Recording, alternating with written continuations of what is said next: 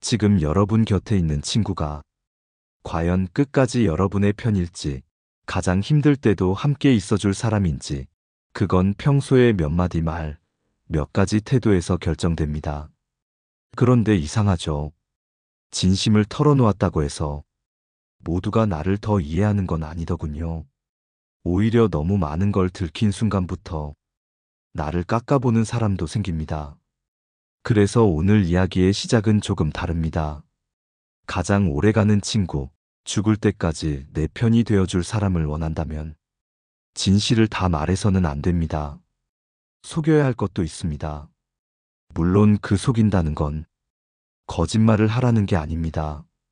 당신의 아픔, 약점, 자존심, 그리고 그날의 분노까지 모든 것을 꺼내놓는 것이 진심은 아니라는 겁니다.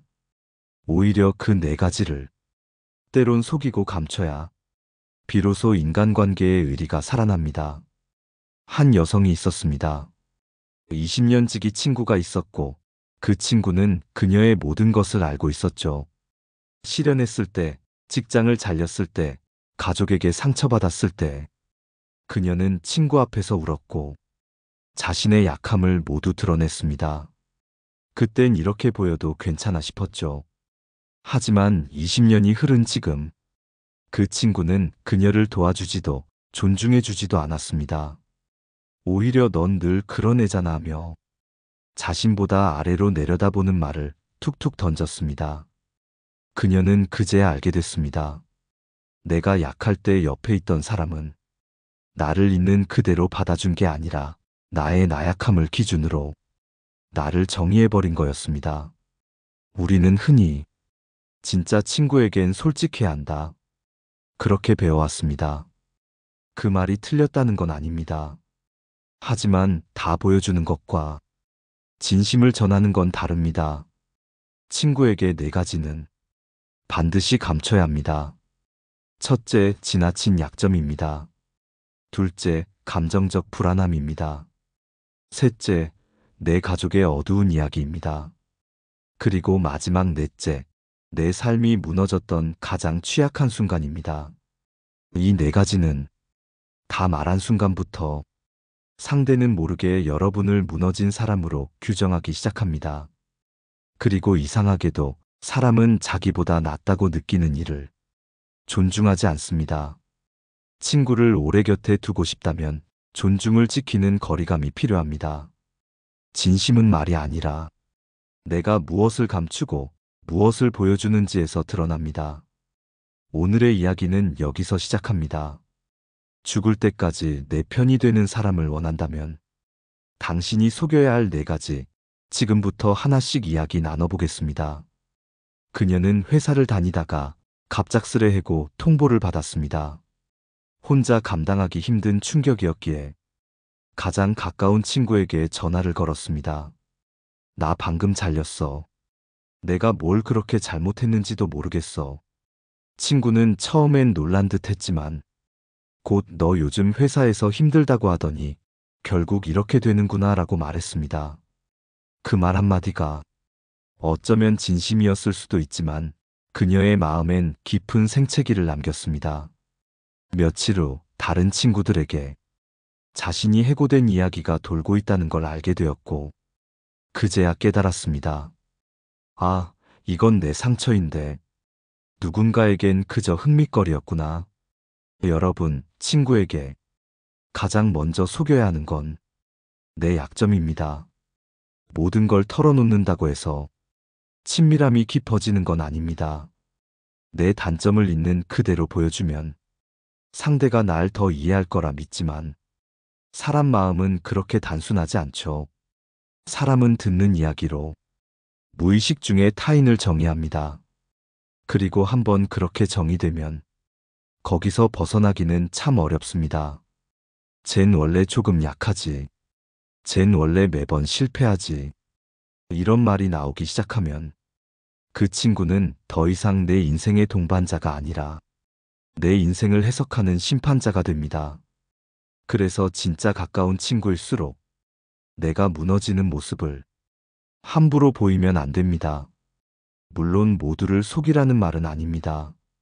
하지만 여러분이 얼마나 상처받았는지, 얼마나 두려운지, 얼마나 절망스러운지를 전부 말하지 않아도 됩니다. 그건 때론 여러분의 내면의 기둥을 상대 앞에서 스스로 부러뜨리는 일입니다. 친구 사이에 거리감이 필요하다는 말, 참 냉정하게 들릴 수 있지만 그 거리감이 존중의 선을 만듭니다. 그리고 그 선이 있어야 상대는 여러분을 함부로 평가하지 않고 자신의 위치에서 같은 눈높이로 여러분을 바라볼 수 있습니다. 한 남성은 친구와 15년을 알고 지냈지만 자신의 약점을 전혀 드러내지 않았습니다. 그에 대해 누군가는 도무지 속을 알 수 없는 사람이라 말했지만 그 친구는 오히려 그를 가장 깊이 신뢰했습니다. 왜냐고요? 그는 언제나 무너지지 않았기 때문입니다. 그의 내면이 단단해 보였고 그래서 그의 곁은 든든했습니다. 진정한 우정은 약함을 공유하는 사이가 아니라 약함을 지키는 사이에서 자라납니다. 여러분의 약점, 그건 진짜 내 편에게도 함부로 보이지 마세요. 그건 여러분의 존엄을 지키는 일입니다. 두 번째로 반드시 속여야 할 것은 감정적 불안함입니다. 여러분도 이런 친구 한 명쯤 있으실 겁니다. 기분이 안 좋을 땐 연락을 끊고 문득문득 토라지고 사소한 말에도 지나치게 반응하는 사람. 이런 친구와 오래 지내다 보면 언제 화날지 몰라 조심하게 되고 무슨 말을 꺼내도 불안해집니다. 처음엔 위로도 해주고 다독여도 줍니다. 하지만 그 횟수가 쌓일수록 사람은 그 관계에 지치고 결국 거리를 두게 됩니다. 여러분이 어떤 친구든 항상 힘들 때 털어놓는 대상이라면 그 친구는 언젠가 버거움을 느끼게 됩니다. 여러분의 슬픔에 지친다는 건 그 사람이 나쁜 게 아닙니다. 그저 감정은 전염되고 불안은 피곤함을 동반하기 때문입니다. 그래서 감정이 흔들릴 때일수록 차라리 혼자 있는 편이 낫습니다. 그런 순간엔 나 요즘 감정이 오락가락해. 괜히 너한테 짜증낼까봐 걱정돼서 잠깐 혼자 있고 싶어. 이 한마디가 수십 마디 하소연보다 훨씬 더 성숙한 태도입니다. 친구는 감정 쓰레기통이 아닙니다. 내 기분을 매번 알아채주길 바라는 순간 우리는 친구에게 돌봄이라는 과도한 책임을 씌우게 됩니다. 자주 불안함을 드러내는 사람에게는 처음엔 안쓰러움이 생기지만 점점 그 감정은 불편함으로 바뀌고 결국 경계심으로 굳어집니다. 여러분이 친구에게 존중받고 싶다면 감정이 흐트러졌을 때일수록 오히려 단정하게 보이도록 노력하세요. 그 단정함이 거짓이어도 괜찮습니다. 나 요즘 힘들어 대신 잘 지내고 있어. 고맙게도라고 말하는 것. 그건 여러분의 인격을 포장하는 것이 아니라 상대에게 줄 수 있는 가장 큰 배려입니다. 한 여성이 있었습니다. 그녀는 늘 불안했고 그 불안을 친구에게 쏟아냈습니다. 사소한 말에도 울고 문자 답장이 늦으면 혼자 서운해하고 항상 확인받고 싶어 했습니다. 하지만 시간이 흐르자 친구들은 하나둘 연락을 끊었습니다. 그녀가 그토록 원했던 건 공감과 진심이었지만 돌아온 건 외면이었습니다. 친구는 내 감정의 참석자가 될 수 있어도 책임자가 되어서는 안 됩니다. 불안함을 감춘다고 해서 진실하지 않다는 오해는 받지 않습니다. 오히려 그런 절제가 여러분을 한층 깊고 신뢰할 수 있는 사람으로 보이게 만들어줍니다. 감정은 표현하는 것도 중요하지만 그보다 더 중요한 건 감정을 다룰 줄 아는 어른스러움입니다. 진짜 내 편은 그 어른스러움 위에 머무르게 됩니다. 세 번째로 속여야 할 건 바로 가족의 어두운 이야기입니다. 이건 조금 예민한 주제일 수 있습니다. 가족은 내 삶의 가장 깊은 뿌리이고 때로는 가장 큰 상처의 원천이기도 하죠. 그래서 우리는 가까운 친구에게 가족 이야기를 털어놓고 마음을 위로받고 싶어 합니다. 하지만 이 주제만큼은 말하는 순간부터 내 평판을 흔들 수 있다는 걸 잊지 마셔야 합니다. 한 여성이 있었습니다. 어릴 적 아버지가 가정을 버리고 떠났고 어머니는 생활고에 지쳐 늘 날카롭게 그녀를 대했습니다. 이후에도 가족은 늘 그녀의 발목을 잡았고 그녀는 그 고통을 친구에게 털어놓았습니다. 그 친구는 처음엔 많이 힘들었겠다고 진심으로 위로해줬지만 시간이 흐르자 태도가 달라졌습니다. 무언가 의논할 때면 네가 원래 그런 환경에서 자라서 그렇지. 가정이 좀 불안정했잖아. 그런 식의 말을 아무렇지 않게 했습니다. 그리고 더 이상 그녀를 평등한 친구로 대하지 않았습니다. 여러분, 가족 이야기를 털어놓는 순간 상대는 여러분을 안타깝게 보게 됩니다. 그 안타까움은 곧 우열의 감정이 됩니다. 내가 겪은 아픔을 공유한다는 건 용기일 수 있지만 그 아픔이 내 삶의 전부로 보이게 된다면 그건 오히려 주운 글씨가 될 수 있습니다.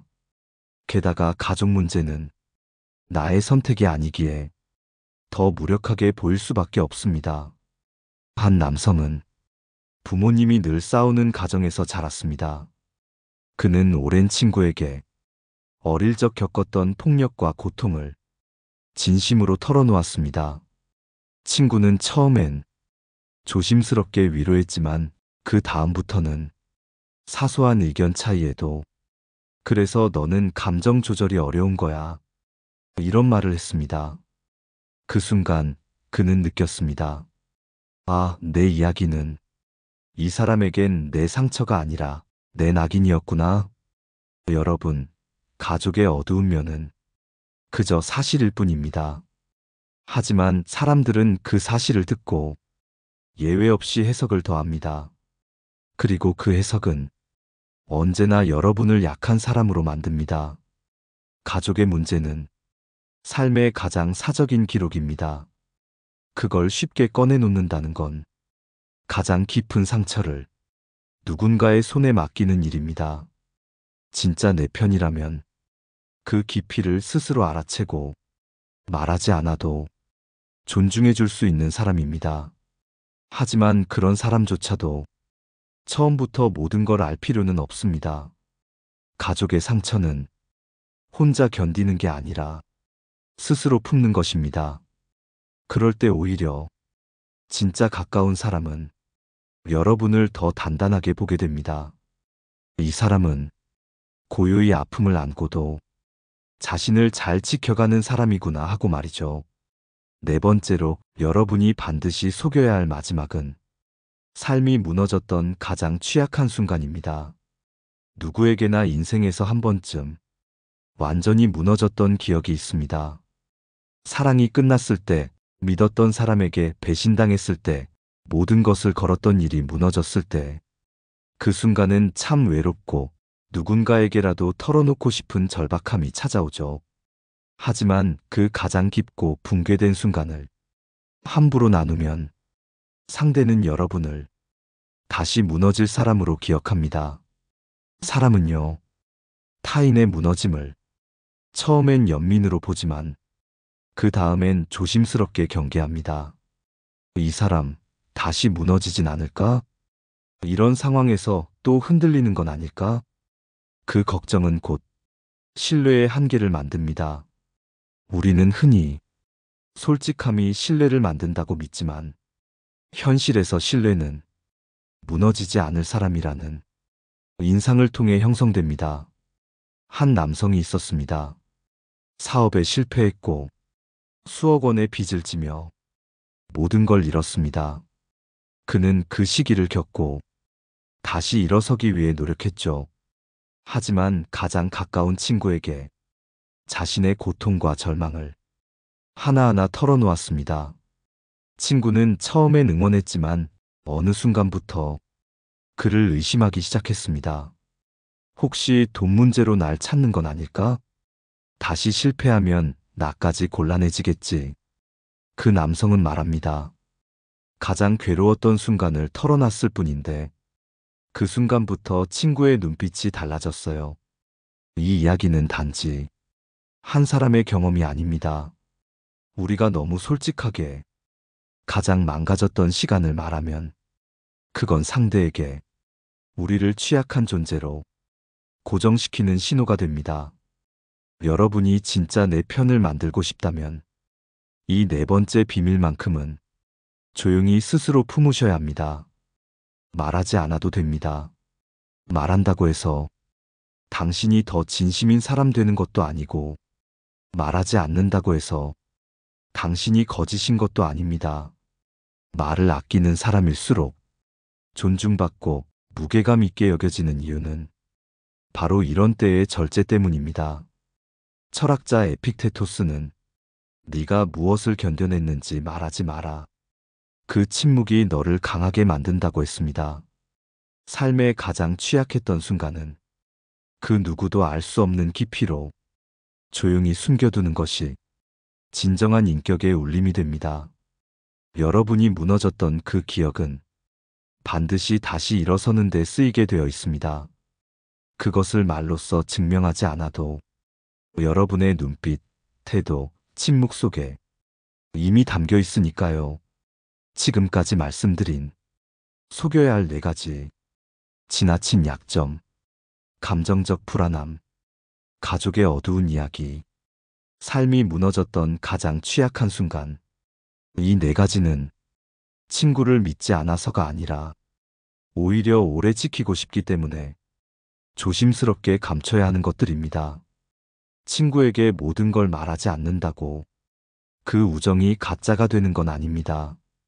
반대로 모든 걸 다 털어놓는 순간부터 그 관계는 동등함이 깨질 수 있습니다. 여러분이 진심을 담아 친구에게 마음을 열었을지라도 사람 마음이라는 건 언제나 보여지는 것을 통해 그 사람을 판단하려 합니다.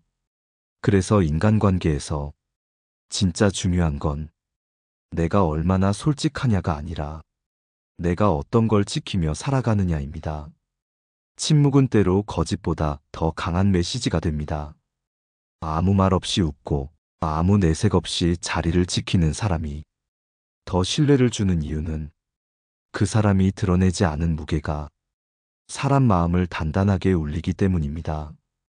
여러분, 관계의 갑은 자신을 말로 포장하지 않는 사람입니다. 늘 차분하고 늘 절제되어 있고 어떤 상황에서도 자신을 무너뜨리지 않는 사람.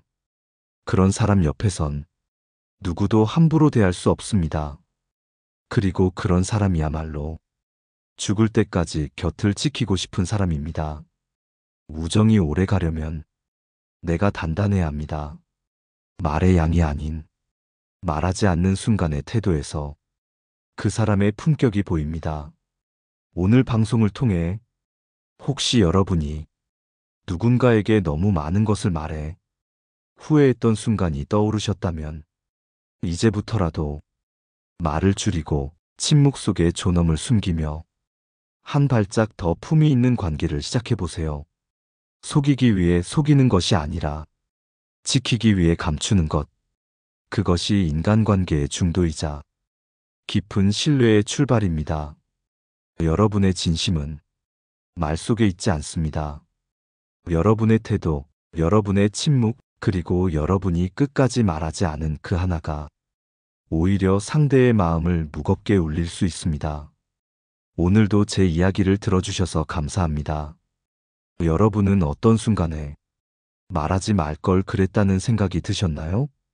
댓글로 여러분의 경험을 함께 나눠주신다면 더 깊이 있는 공감이 될 수 있을 겁니다. 도움이 되셨다면 구독과 좋아요도 함께 부탁드릴게요. 여러분의 관계가 더 깊고 단단해지길 진심으로 바랍니다. 지혜의 숲이었습니다.